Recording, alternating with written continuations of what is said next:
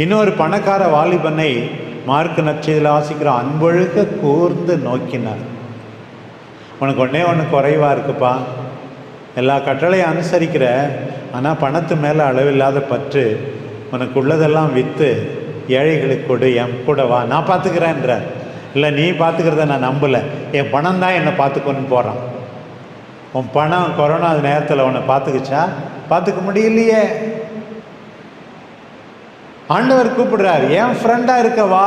அவன் வரமாட்டேன், என் பணம் தான் என் ஃப்ரெண்டு, மொபைல் தான் என் ஃப்ரெண்டு, என் கார் தான் என் ஃப்ரெண்டு, என் டூ வீலர் தான் என் ஃப்ரெண்டு.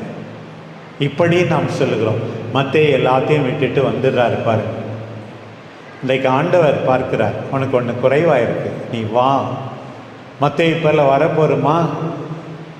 மத்தேயுவால் என்ன முடியும் என்று ஆண்டவர் பார்த்தார். மத்தேயு, நான் உன்னை அழைத்தேன், என் அன்பை பொழிகிறேன்,